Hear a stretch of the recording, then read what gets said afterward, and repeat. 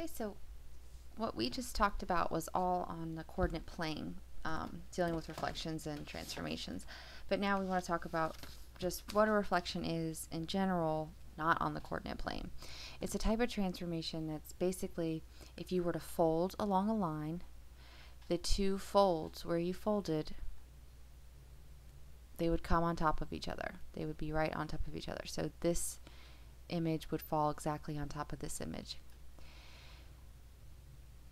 The line of reflection is obviously would be like your fold line. So if you fold it on this line, that's your line of reflection. Important vocabulary is line of symmetry and line of reflection are synonymous. That means they're the same thing. So if a figure has line of symmetry, it's got a reflection line. And that means that you should be able to fold it where this half would fall exactly on this half. So when we're determining how many lines of symmetry we have, I know it's hard to do visually with just looking at a piece of paper, but you can trace the image onto a piece of paper and then fold it and see how many times you can fold it. Now I know with this image right here, the rectangle, it almost looks like you could fold down this line. But if you did that exactly, then this point here would fall over here. It wouldn't be exactly the same on both sides. So we only have two lines of symmetry. Point symmetry. Point symmetry, the way I think about it, is if you can rotate it around a point. 180 degrees. So that means if I can take this pre-image and turn it around 180 degrees, so half a circle, then it'll fall back on itself exactly. So imagine this is my point, kind of like on a clock. If I could take this original image and turn it 180 degrees so it falls on itself exactly, now obviously I didn't trace it very well, but 180 degrees, so half a circle, so here's half a circle, here's another half a circle, then it's got point symmetry. So for number 1. Now what I would recommend doing for number 1 is I would trace the image and then determine how many lines of symmetry it has, fold it on your piece of paper. But for number 1, you're going to end up getting no lines of symmetry. Now number 2, if the polygon is regular, because it's saying that the figures are regular, then you can fold it along the vertices. So you can fold it here, you can fold it here. Let's move that one over a little bit. You can fold it straight down the middle, and you can also fold it in between the vertices. So here, here, and here. If a polygon is regular, it's going to have as many fold lines or as many lines of symmetry as number of sides. So this is a polygon with 1, 2, 3, 4, 5, 6. So see, we drew 1, 2, 3, 3, 4, 5, 6 lines of symmetry. So a regular figure, not just any figure, a regular figure, will have as many lines of symmetry as it does number of sides. Okay, now number 3 is tricky. The rule for number 3 is the innermost polygon. If the innermost polygon is regular, meaning all the angles and sides are congruent, then the figure will have as many lines of symmetry as the innermost polygon. So see how this is the polygon inside, and it's got 1, 2, 3, 4, 5, 6, 7, 8. So this will have 8 lines of symmetry. And you're going to have one here, here, and then you're going to have one here where the vertices are. So that's already 1, 2, 3, 4. We're going to come here where the intersections are.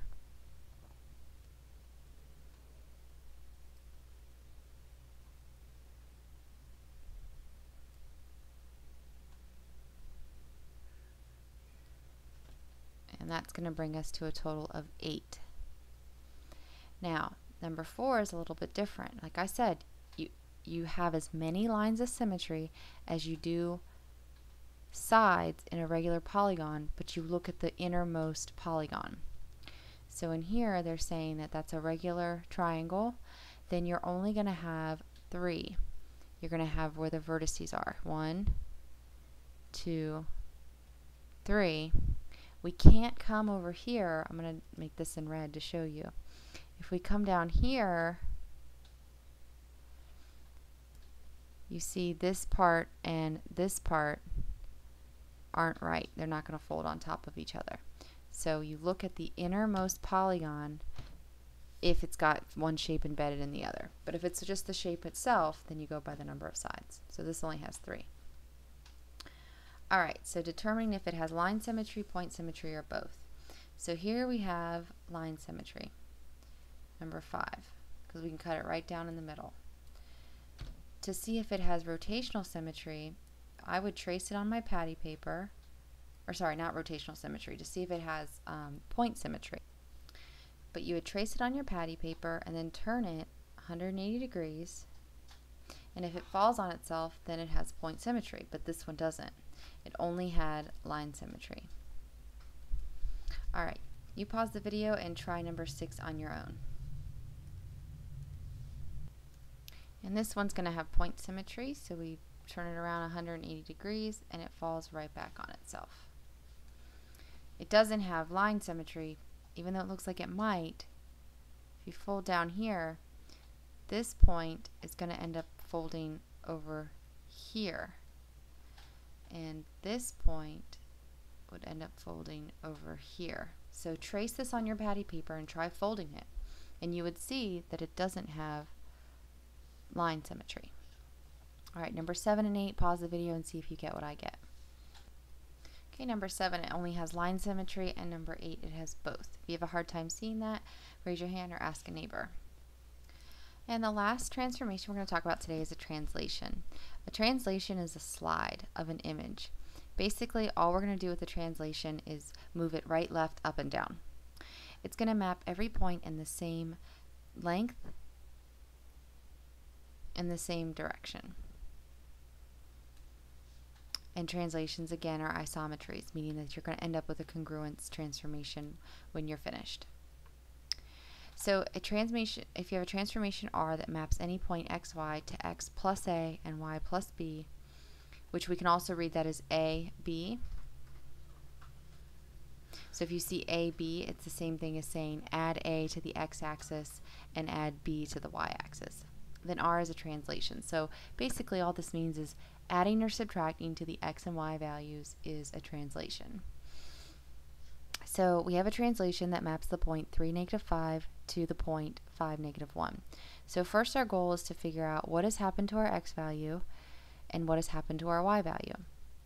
So here we start with p, which is 3, and we end up with 5.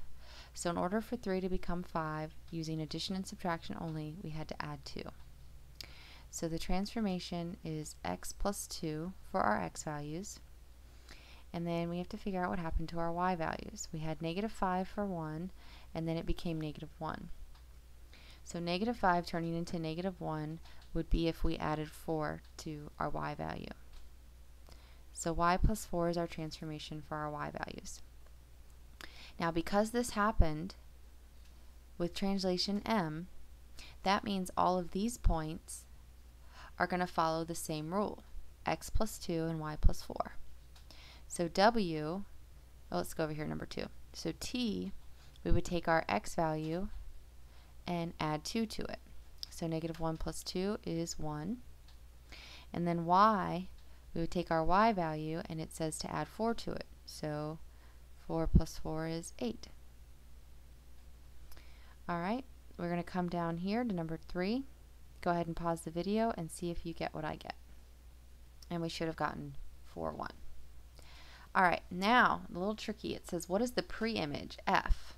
So it wants us to figure out what was our original x and y value after we added 2 to the x and got 8, and added 4 to the y and got 0. So it's saying here's our translation, and that became 8, 0. So you're setting up two different equations. You're saying how did x plus 2 become 8? And how did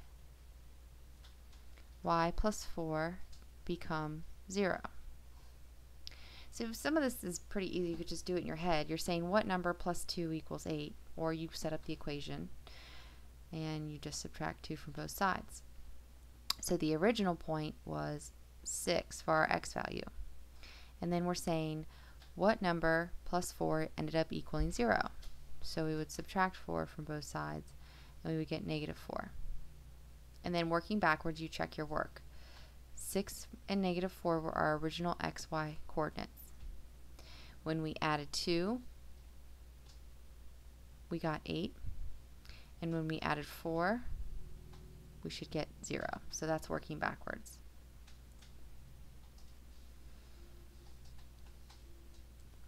Okay, number 5, it says the translation S maps xy to x plus 4, y minus 3. So all that says is that S glides the point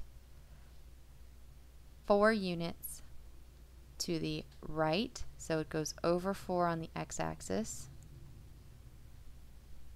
And on the y-axis, since y is up and down, it goes negative 3, so it goes 3 units down.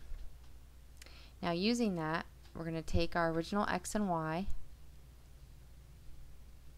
and we're going to add 4, so we get 6, and we're going to subtract 3, so we get, or we subtract 3 from our negative value and we get negative 10. Alright, pause the video and see if you get what I get for the pre-image of 1, 5 is what? So you're doing it backwards, just like you did number 4. You want to know what is the pre-image, what was our original x and y value after the translation x plus 4, y minus 3. How did that get us to 1, 5? Pause the video and see if you get what I get. Okay, and you should have gotten negative 3, 8. If you didn't, raise your hand or ask a neighbor. Alright, go ahead and fill out 8 through 10 on your own. Okay, and 8 through 10, these are the answers that you should have received or gotten. Alright, and finally, if you're trying to figure out what is the translation given a point to another point. Yes, you can count how did x become x prime. So you could say, oh, I went over 1, 2, 3, 4, 5, oops, see, I messed up already. I went over 1, 2, 3, 4, 5, 6, 7. So I added 7, and then I went up, let's see, from negative 4, 1, 2, 3, 4, 5, 6, 7, 8. So I went up 8. That was really hard. So what's easier is to take each point and figure out what it is. So this point is negative 4, and then take your x prime and figure out what that is, which is 3, 4, and then do the math. How did a negative 4 become a positive 3? How did a negative 4 become a positive 3? Well, you had to add 7. So this would be x plus 7. And then how did a negative 4 become a positive 4? Well, negative 4 to 0 is plus 4, and then to a positive 4 would be plus 8. So whichever way you're more comfortable with, feel free to do so. Alright, number 13, tell me the rule that maps x onto x prime. Pause the video and see if you get what I get. And we should have gotten x, which just stayed the same as x, and then y went down 6 units.